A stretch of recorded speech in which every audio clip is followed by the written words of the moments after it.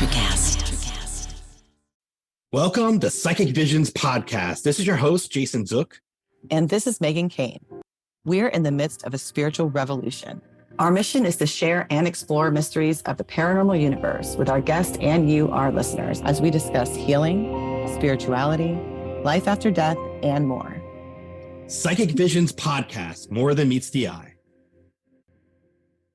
Hey, this is Megan Kane. And this is Jason Zook. And we're your host of Psychic Visions Podcast. Welcome back, everybody. We are so excited to have you back with us. Today, we're going to be talking about the power of manifestation. We were really inspired by our last episode. If you haven't listened to episode 104 with Zach Gordon, stop what you're doing right now and go listen to that episode because it is so good.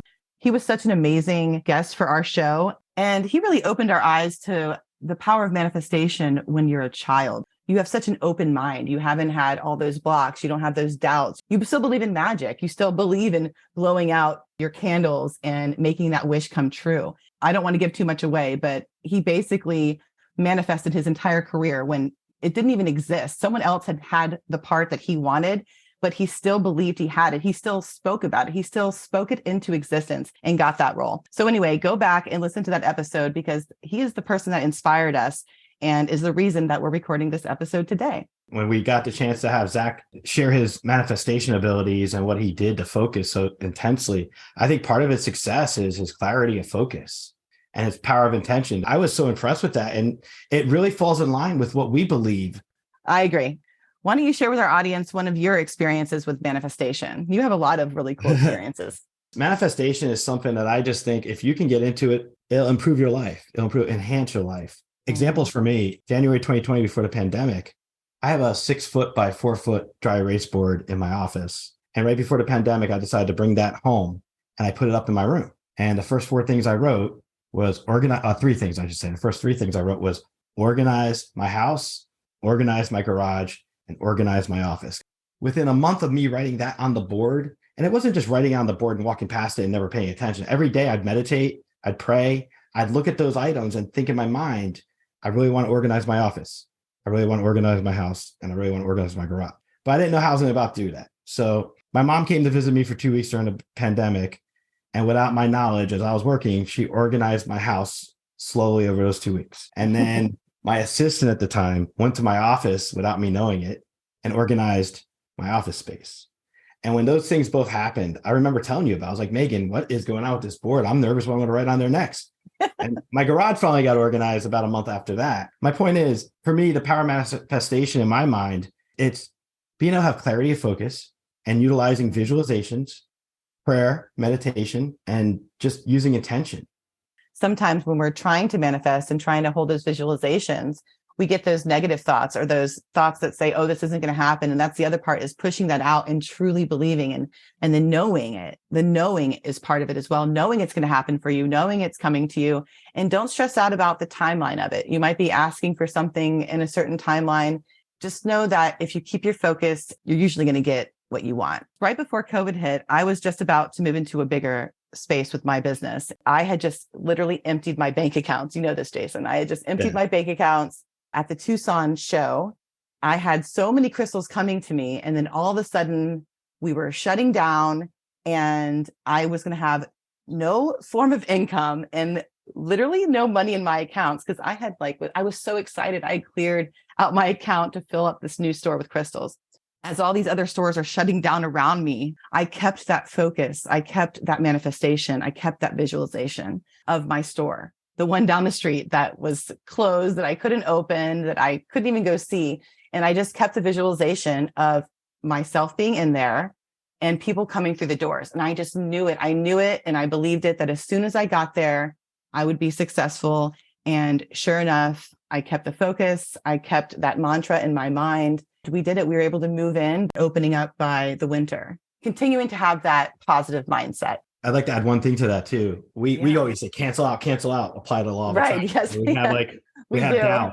When we talk about something, either inner doubt or something negative, you and I was like, cancel it out. I think the same thing applies to manifestation. If you have some negative thought processes impacting your ability to manifest, more likely than not, it's going to push it away and not make it happen. So that's also something to keep in mind, is having some type of positive affirmations and positive thinking to basically fuel the manifestation of the topic you're trying to accomplish. Correct. Because like we always say, thoughts become things. Your thoughts are so important, and what you think will come to fruition. So if you're having negative thoughts, you're probably going to have negative experiences. So try to clear those thoughts and replace them with something positive. Manifestation, it can be tricky. I know Jason and I, we've had it backfire on us sometimes. You can get really good at it, and you have to be careful what you say. I know the other day, Jason, you and I both had something like in sequence happen. Uber Eats experiences. Yeah. Well, mine was Starbucks. I was on my way to Jason's house to work on some stuff. And I went through the Starbucks drive-thru and got us some coffees and 2 sandwiches. I was really wanting a cake pop, but I was trying to be good. So I'm like, no, I'm not going to get a cake pop. But then as I pull up to the window, I say to Jason, I really want a cake pop. And then, of course, I don't order it. I get to the window, get my coffees, and proceed to drive away. So I look in the bag, and there is a cake pop in the bag. And so I'm so excited. And I'm like, oh my God, Jason, I spoke this into existence. Like, there's a cake pop here. And I was so excited. But then, dun, dun, dun, no sandwich. So I got the cake pop, but no sandwich. So, sometimes you get what you want, but then, there's a price, who knows, because I got the cake pop, but I actually lost $3 because the sandwich was worth more. And in my example, I told you about this, happened last week. It was right after. It was literally that night. It was so weird. I was like, that is so strange. I remember calling you and saying, Megan, I just ordered Uber Eats. And as I was ordering Uber Eats, I decided to order a Wawa. I wanted to order a sandwich, and I ordered some drinks, and I ordered different things. And he's a Jersey guy, y'all. So he loves his Wawa. If you don't know what that is. What happened was, there's a gas station from the Northeast, and they derive from Jersey. But what happened was, and they're very popular here in Florida. I ordered that food, and as I ordered the food and put in my order, I kept thinking to myself, maybe I should order a half a gallon of milk, and maybe I should order a half a gallon of sweetened iced tea, because I should get that for the week. And the irony is, I didn't add those to my order, because Uber Eats says, oh, if you want to add items to your order within the first 10 minutes you place your order, here you go. And I didn't do that. So when they brought me my order, instead of me getting my food, they dropped off at my door a half gallon of milk and a half gallon of sweetened iced tea. And they're calling, going, how could that happen? But we can't question it. Sometimes I feel like we're on like the Truman Show. Like, it's just like all one big plot against us. Like, what is happening? You're right. Oh my goodness. Yeah, that was literally cracked me up so hard, because I think yours trumped mine, because I was pretty like, okay, like I got the cake pop, but for you to get 2 completely different items from were they from Wawa or were they from somewhere else? Yeah. But it's from Wawa. So instead of ordering and adding the milk and the sweet tea, they brought me just the milk and the sweet tea and nothing else. So I just did a peanut butter sandwich that night instead. There you go. And I'm sure you had some milk or tea with it, so you were good to go. That's a great point. When you do these things, you got to make sure you aren't overdoing it, because, like I said, it could potentially get in the way of other things. I want to bring up manifestation candles, because I feel like that's something we could talk about briefly during this episode. Definitely. When I had my cancer a couple of years ago, and instead of worrying about the cancer or other things, I started using manifestation candles. And I believe that those are things that we can use as well for the audience to know about, to help basically, instead of worrying about something, you put it into the candle and you utilize the power of manifestation and clarity of intention to let the candle burn away the worry, the overthinking, or the fear, or any of those. Correct. Yeah. Some people put it on parchment paper and write it down and burn it in the fire. Some people, like yourself, write it on the glass of like a 7-day candle, for example. And then you can also use tea light candles too, right? I started doing that. I take the tea light. I don't put too much of the lavender essential oil, because you realize it's flammable. And on a little candle like that, I had a huge flame burning in my one room, and I was like, oh my God. Oh yeah. Caution to listeners, be careful when anointing your lavender candles. Essential oil, because it's a calm frequency. But it's not calm when it comes to fire retardation. But I use them to basically help me with like focusing. I think you know very well that I have sometimes challenges focusing on things. And when I have the candle lit, I don't write anything on it because it's tiny, but the candle being lit itself, the flame from the candle, I'll put it on a plate. I'll put it where there's nothing else is near it, and I'll put a little water underneath it. And I'll use that flame to guide me as I'm working, for example, because I work remotely. And I'll use that flame to remind me of why I'm focusing or what I need to pay extra special attention to. It helps. Right. It's like, Or what it's the like, affirmation's for. It's a reminder, and it puts that energy back into like your aura again when you see it again. I love that. That's so great. I really think that, manifestation candles or whatever your intention is, it can be for, someone that you're worried about. It could be for yourself. It could be for prosperity. It could be for protection. A lot of people use candle rituals. You can just put your intention into that candle. Once you light that flame, I believe that you're bringing that prayer or that affirmation into this dimension, so to speak. And so you're really kind of affirming that you believe and you want that to happen for you or for whoever you love or whoever you're making the candle for. So anyway, yeah, you've had a lot of success with that. I love your candles personally. And I want to say this for the audience, because a lot of people ask me this question. Vision board, it's a fancy word for a dry erase board.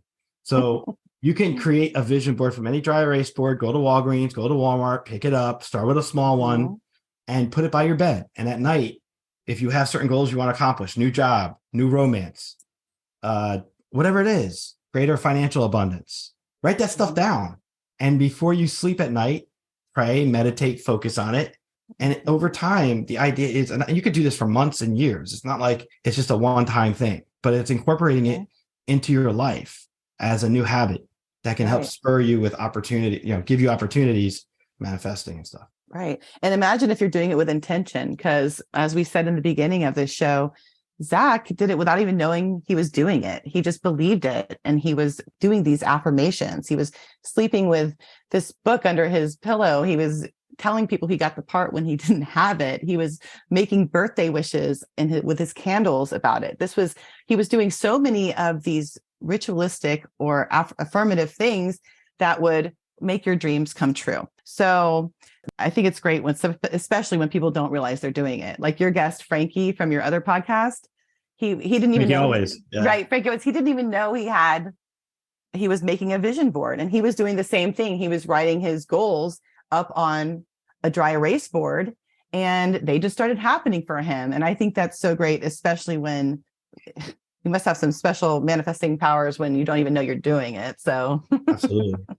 Well, on that note, I'll just say this for our audience. I know we're running low on time, but I want to share with our audience just to know you can learn these principles. This isn't something foreign or esoteric. Practice manifestation.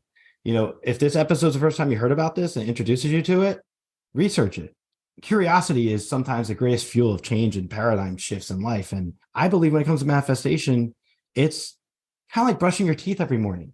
You should do it. It's important, and it can help your life become better. And it's something that I've learned to really enjoy doing. And I know, Megan, you're the same way. We're practitioners of it. Some people we come across are master manifestors that have it just a strong ability within themselves to do it. Other people struggle with it. But if you struggle, don't stress about it. It's not something you got to worry about. It's something that you do to enhance your life. Practice makes perfect. Give it time, be patient, and you'll see it improve. That's right. And if you have any questions, you can always write us on Instagram. Absolutely. No, thank you so much for joining our podcast today. And we look forward to seeing you next time. Thank you so much, guys. Till next time. Thank you for listening. Don't forget to follow Psychic Visions Podcast on Instagram. Psychic Visions Podcast is a production of Electricast Media. Our executive producers are Mark Netter and Peter Rafelson. If you like our show and enjoy what you hear, please subscribe and give us a rating wherever you enjoy podcasts. And always remember, harness your inner power.